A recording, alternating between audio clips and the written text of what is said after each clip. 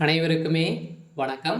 சற்று முன் கிடைத்திருக்கக்கூடிய ஒரு மிக மிக முக்கியமான செய்தி ஒன்று வெளியாகியுள்ளது. சற்று முன் எம்பி கனிமொழி சிறையில் அடைப்பு, நீதிமன்றம் இறுதி தீர்ப்பு, இது மாதிரி பார்த்தீங்கன்னா செய்திகள் வெளியே இருக்கு. ஏற்கனவே அமைச்சர் கனிமொழி அவர்களும் ராசா அவர்களும் பார்த்தீங்கன்னா 2G வழக்கில் 2G அறக்கட்டளை வழக்கில் பார்த்தீங்கன்னா வசமாக சிக்கி கைதும் செய்யப்பட்டிருந்தாங்க. ஏற்கனவே சிறையிலும் அடைக்கப்பட்டு இப்போ அவங்க பார்த்தீங்கன்னா ஜாமீனில் தான் வெளியே வந்திருக்காங்க. ஏற்கனவே 2002 ஆண்டு காலத்தில் பார்த்தீங்கன்னா இருவருமே 2G அறக்கட்டளையில் பார்த்தீங்கன்னா அரசுக்கு 28,000 கோடி மேலே பார்த்தீங்கன்னா அரசுக்கு இழப்பீடு செஞ்சுருக்காங்க அப்படின்ற மாதிரி லஞ்ச ஒழிப்பு துறையால் பார்த்தீங்கன்னா இவங்க மீது வழக்கு பதிவு செஞ்சுருந்தாங்க. இந்த வழக்கு பதிவின் அடிப்படையில் தான் இப்போ கனிமொழி அவர்களும் ராசா அவர்களும் பார்த்தீங்கன்னா சிறையில் அடைக்கப்படப்படுவதாக ஒரு தகவல் வெளியாக இருக்குது.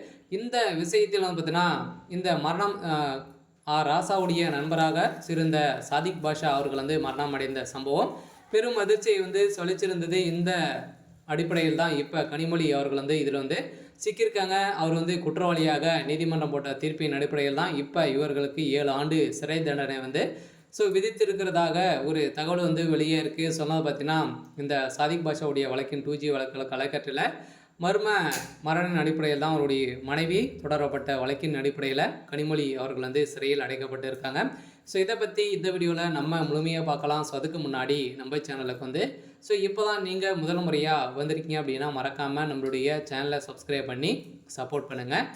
வாங்க வீடியோக்குள்ளே போகலாம்.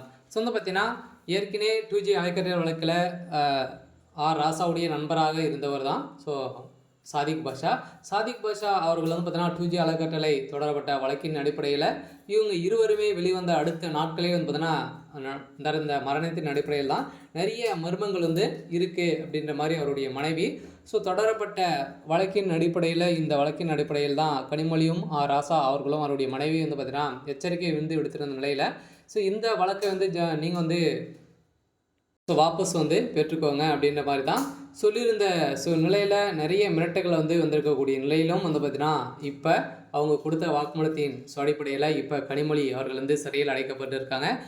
இந்த 2G வழக்கு அறக்கட்டளை வழக்கில் ஏற்கனவே மெகா ஊழல் நடந்திருக்கு அப்படின்ற மாதிரி தான் எக்கச்சக்கமான பணங்கள் மூட்டையாக அடிக்கிருக்காங்க. இந்த நிலையில் தான் கனிமொழி அவர்களும் ராசா அவர்களும் குற்றவாளி என நீதிமன்றம் தீர்ப்பு அளித்திருக்கக்கூடிய நிலையில் தான் இப்போ அதிரடியாக கனிமொழி அவர்களுக்கு 7 ஆண்டு சிறை தண்டனை விதித்திருக்கிறதாக தகவல் வெளியிருக்கு. அவருடைய பதவியும் பறிக்கப்பட்டிருக்கு.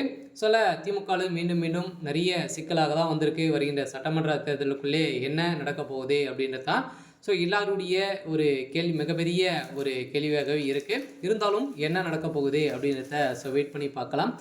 இது மாதிரி செய்திகளை தெரிஞ்சுக்கணும் அப்படின்னா மறக்காமல் நம்மளுடைய சேனலை சப்ஸ்கிரைப் பண்ணி சப்போர்ட் பண்ணுங்கள். தேங்க்யூ.